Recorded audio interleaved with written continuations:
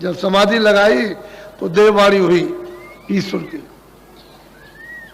कि हम जो बोले सो लिख दो। तो जो जो बोलते गए वो लिखते चले गए।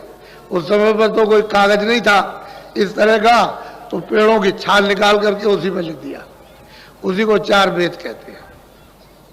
पूरा का पूरा विधान, रोगी का, कोढ़ी का, लूले का, लंगड़े का, अंधे का, बहरे का, अमीर का, गरीब का, निर्धन का, धनी का, राजा का, रैयत का, रूप का, कुरूप का, ये सब 4 खानों का, 84 लक्ष्योनियों का, नरकों का, स्वर्ग का, वैकुंठ का, सब बन गया। और आपको बता दिया, सुनाया कि भाई देखो बता दो कि विधान बन गया है, सबको अधिकार दिया जाएगा। तो सबको सुनाया, तिथि तारीख रख दी। और अधिकार क्या, 2 चीजें थी, एक तो पाप था, एक पुण्य था, एक अच्छा एक बुरा। उन्होंने कहा देखो ये अच्छा है बुरा, तुम सत्य बोलो असत्य बोलो तुम्हारी मर्जी, आंखों से अच्छा देखो बुरा देखो तुम्हारी मर्जी, कान से अच्छा सुनो बुरा सुनो तुम्हारी मर्जी, बुद्धि से अच्छा विचार करो बुरा करो तो तुम्हारी इच्छा की बात। हमारी तरफ से पाप पुण्य में कोई भी रोक टोक नहीं है कि ये मत करो ये करो, ना हम पुण्य में रोकेंगे ना पाप में रोकेंगे। तो आपको पूरा अधिकार मृतलोक में दे दिया। इतना अधिकार दिया ईश्वर के पास, यानी गांठ के पास, खुदा के पास भी अधिकार नहीं है जो आपको मृतलोक में उसने अधिकार दिया।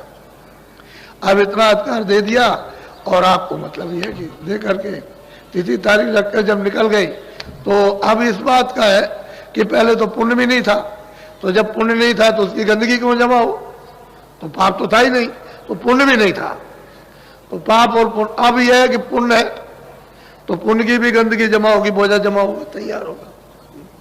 और पाप का भी, तो कभी पाप कभी पुण्य, कभी पाप कभी पुण्य।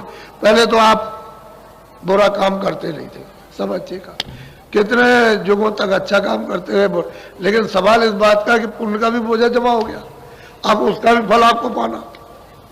पहले न पुण्य का था न पाप का था। फिर कभी आपसे बन गया अधिकार, आपको मिला तो आपने कभी 1 झूठ बोल दिया, कभी 2 झूठ बोल दिए, कभी 4 फिर झूठ बोल दिया, कभी धोखा दे दिया, कभी बेईमानी कर ली, ऐसे कभी कभी तो वो भी जमा हो गया। ऐसे जमा होते जब आपकी लाख बरस की उम्र है तो उसमें पता नहीं क्या क्या हो जाएगा। तो ये पाप पुण्य सब मिश्रित हो गए तो बोझा। लेकिन जब तुम्हारे ऊपर कोई बोझा नहीं था, पाप पुण्य का कोई विधान नहीं था, पूरी स्वतंत्रता थी, स्वाधीनता थी कि जब चाहो उसके पास जाओ, जब चाहो लौट आओ, दिन में 100 बार जाओ, 100 बार लौट आइए उसके पास। लेकिन जब यह अधिकार दे दिया तो रोक टोक क्यों हुई कि ये पाप पुण्य, ये अच्छा ये बुरा, अच्छा बुरा, भाई यही से बंधन पड़ेगा।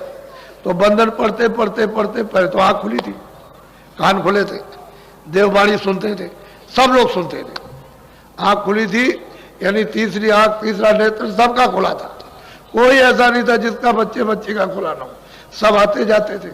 यहाँ से स्वर्ग भी देखो, वैकुंठ भी देखो, इसको ईश्वर को भी देखो, पार ब्रह्म भी देखो, और मतलब यह है कि ऊपर चले जाओ। और अब मतलब यह है कि आप बंधन पड़ गया। तो जब बंधन पड़ा तो फिर आप बन गए। अब यह है कि उसने ये कहा कि देखो भाई अच्छा बुरा जो भी करोगे, हमने उसके लिए योनि बनाई, 4 खाने सेंटर जेल खाने बना दिए, 4 खानों के, अंडज पिंडज उकमज अस्तावर, ये 4 बड़े जेल खाने, और छोटे छोटे जेल खाने 84 लक्ष, ये मैंने जेल खाने बनाए। तो मैं इसमें से इसमें बंद करूंगा, अगर तुम ये काम खराब करोगे ये तो हम बंद करेंगे इसको। इसलिए महात्मा घूमते रहेंगे, बताएंगे सब जगह कि देखो ये अच्छा है ये बुरा है, इस बुरे काम को मत करना, अच्छे काम को करना, ये अच्छा है बुरा। तो आप लोग सचेत और होशियार रहते थे कि मैं बुरा काम नहीं करना, सब अच्छा करना।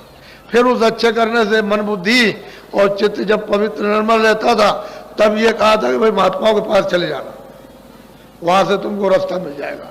तो आप उनके पास जाते थे, रास्ता लिया और चल दिया। लेकिन अब तो रास्ता बंद हो गया क्योंकि उनके पास जाओगे नहीं।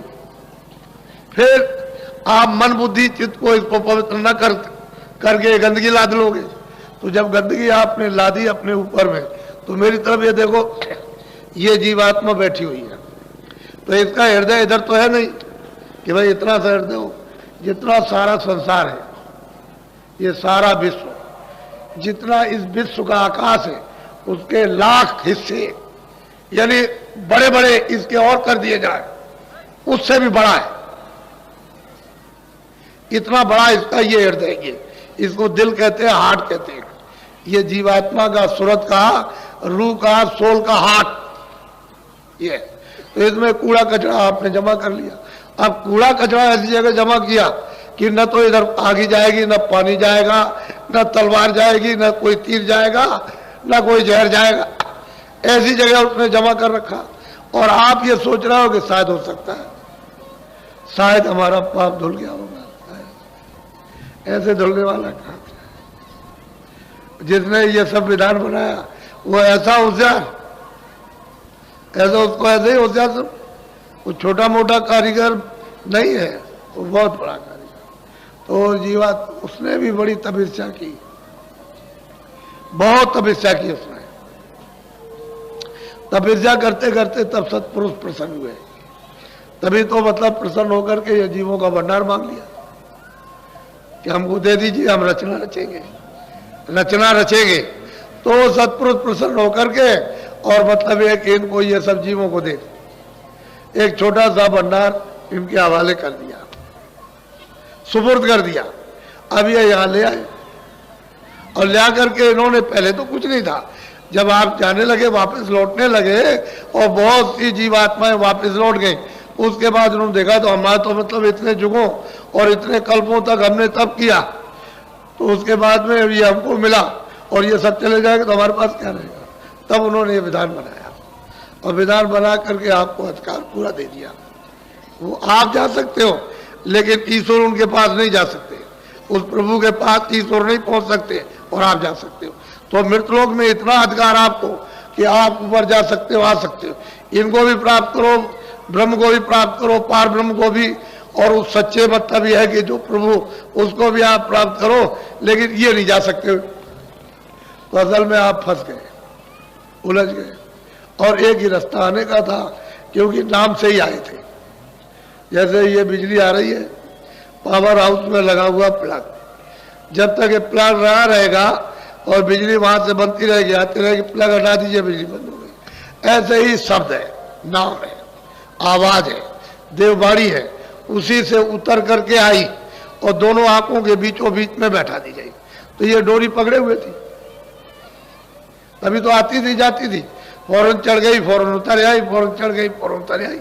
यानी इतनी देर नहीं लगती थी, इतनी भी देर, ऐसे चढ़ गई, ऐसे उतर आई, चढ़ गई, उतर आई।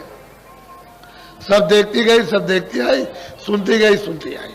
लेकिन अब तो मतलब यह है कि आपने जब गंदगी को जमा किया, इस मतलब यह है कि आकाश में, इस हृदय में, तो ये कूड़ा कचरा जब जमा हो गया तो सब आकाश मैला हो गया, गंदा हो गया।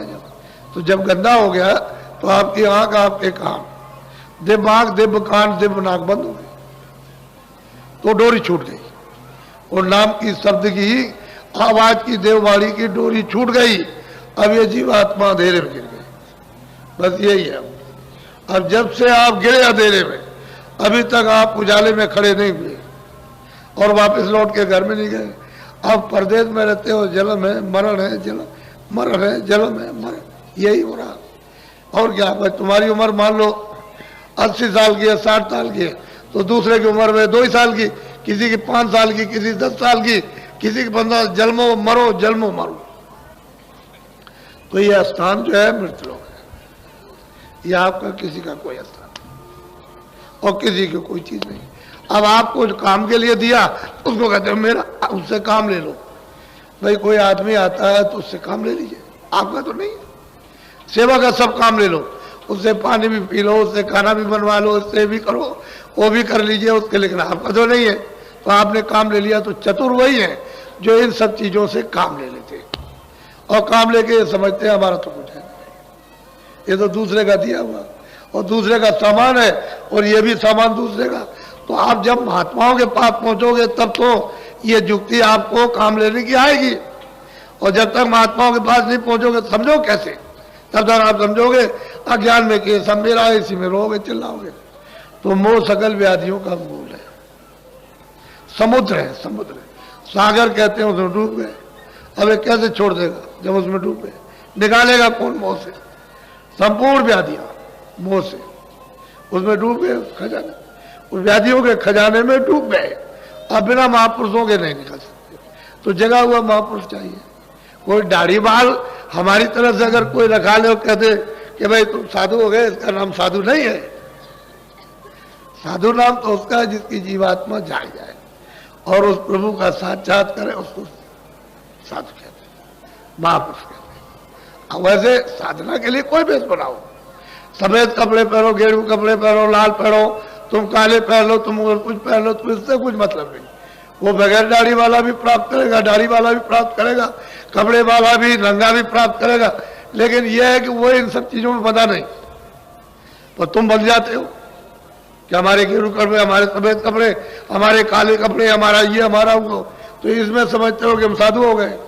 ये साधु नहीं, जिसकी जीवात्मा जाग जाए उसको कहते हैं साधु। इसको असल में चीज ये है कि आए थे अपने घर से और घर का रास्ता छूट गया, हम नहीं ले, अब चारों तरफ भटकते हो कि भाई तू बता दे, तू दे दे रास्ता, तू दे दे, इधर जा रहे चले जा रहे हो, तब तक तुम्हारा समय पूरा हो गया। क्यों कि मनुष्य जीवन का कर्म जो पुण्य होता है मनुष्य शरीर पाने के लिए, वो तो एक एक कण इकट्ठा होता है। वो उसमें से क्या तुम करते हो, उसमें से एक इकट्ठा हो गया। बाकी चार खानों के अलग अलग अलग अलग यानी कर्म पुण्य, पशु का, पंछी का, कीड़ों का, यानी इनका अलग अलग जो कर्म है और उसका जो अलग अलग पाप पुण्य वो अलग अलग जमा होता है, उसको उसी उन्हीं में मिलेगा। आपका होगा, आपको इस उन्हीं में मिलेगा। तो मनुष्य शरीर के कर्म अलग है प्राप्त करने के, और पशु इत्यादि पंछी उनके अलग कर्म है, तो उसका भोग अलग है, इसका भोग अलग है। तो आप मनुष्य शरीर का तो कोई काम करते नहीं कि आपको फिर मिल जाएगा। अब आपको तो पता है नहीं, आप तो समझ लेते हो मैंने कर लिया होगा, तो तुम्हारे समझने से क्या होने वाला, अंधेरे में क्या समझोगे, जब तक उजाला नहीं होगा तब तक कुछ नहीं समझ सकते हो। तो ये मनुष्य शरीर फिर मिलेगा नहीं, फिर आपके हाथ आएगा नहीं, क्योंकि आपने कर्म तो कोई किया नहीं। तो कितनी लंबी चौड़ी है, 84 चार खाने और 84 लक्ष्य नस्लें, यानी मतलब कितना लंबा चौड़ा ये जंगल है। कब पार करके आओगे, तब जाकर के कभी ये कब 1 बरस के लिए, 2 बरस के लिए, 10 बरस के लिए या 20 बरस के लिए तुमको समय मिला, फिर चल दिए, फिर लौट गए। मनुष्य जीवन नहीं मिलता। अब की बार आपको मिल गया, इससे आप लोग बचे हुए समय से काम लो। हमने तो आपको यहाँ पर जो बुलाया है, ऐसा कोई आदमी समझता था कि इतने आदमी आएंगे, सब अंधेरे में थे। अभी क्या, अभी तो आप देखिएगा कल, अभी आपने देखा ही क्या, कुछ नहीं देखा। तो उससे लाभ उठाना चाहिए सबको, सबको अवसर मिलता। कोई ये नहीं कह सकता भाई हमको मौका नहीं मिला। सबको, छोटे बड़े, पढ़े लिखे अनपढ़, किसी भी मतलब मनुष्य हो, इंसान हो, सबको ये मौका, सबको अवसर दिया जाता है कि सबको लाभ। लोग ये कहते हैं कि नहीं हमको नहीं मौका मिला, हमको अवसर नहीं मिला और हमको मतलब ऐसा नहीं, सबको। कोई ये नहीं कह सकता। अब उसका लाभ जमा कर रख सकते हो, नहीं रख सकते हो। चीज दी हुई तुम्हारे पास, ये झोली है कि नहीं जिसमें तुम रखो, लेना आता नहीं है, दे दिया जाए तो फेंक देते हो ऐसे करके, तो फिर कोई क्या करेगा। वो तो सबको मौका देता, यह अवसर सबको मिलता है। तो असल में मनुष्य अनमोल शरीर प्राप्त किया और दरवाजे पे बैठे हुए, बिल्कुल सामने स्वर्ग है, सामने ही बिल्कुल बैकुंठ है और दरवाजे बैठे हो, और मतलब इधर अंधेरे में बैठे हो। तो तुम कम से कम इतना तो करो कि अपनी जीवात्मा के ऊपर में मैल है, जो गंदगी जमा है, जिससे कि वो बंद हो गई, तो उसको तो साफ करा लो थोड़ी सी। कुछ तुम भी मेहनत करो, कुछ जो बता रहा है, जो रास्ता चलाएगा, कुछ वो मेहनत कर देगा। तो दोनों की मेहनत से अतिशय रगड़ करे जो कोई, अनल प्रगड़ चंदन से हुई। अरे भाई, जीवात्मा से जब आप रगड़ोगे तो मैल कटेगा, कुछ वो करेगा, कुछ आप करोगे, बस रगड़ पड़ जाएगी। तो शुद्धि सफाई मन की, बुद्धि की, चित्त की, अंतःकरण और जीवात्मा की हो जाएगी। अंतःकरण उसी हृदय को कहते हैं, उसी आकाश को जिसमें ये सब कूड़ा कचरा जमा हो गया, उसी को कहते हैं सफाई। जब तक वो नहीं साफ होता तो आपको दिखाई क्या देगा। आप तो दरवाजे में बैठे हो और शरीर के बाहर बैठे हो, कोई शरीर के अंदर नहीं हो, लेकिन कूड़े कचरे की वजह से, यानी मतलब यह है कि दब गए, अब नहीं छोड़ सकते उस पर्दे को, कि उसने और आप दोनों का पर्दा एक मिल गया, जमा हो गया। अब इसका उससे संबंध, उसका इसके, तो दोनों का संबंध हो गया, बीच में वो दब गई। तो जीवात्मा तो चेतन है, वो तो जड़ है नहीं, उसमें तो आंख भी है, कान भी है, नाक भी। अब ये शरीर में काम लेने के लिए शरीर के कान है, शरीर की आंख है, शरीर की नाक है। अगर ये नहीं रहेगी तो मतलब ये है कि आप मतलब क्या देखोगे, क्या सुनोगे और क्या सूंघोगे। उसने बाहर से भी सुराग रखे ताकि बाहर की चीजों का बोध हो जाए। इसलिए चीज आपके पास सब कुछ है।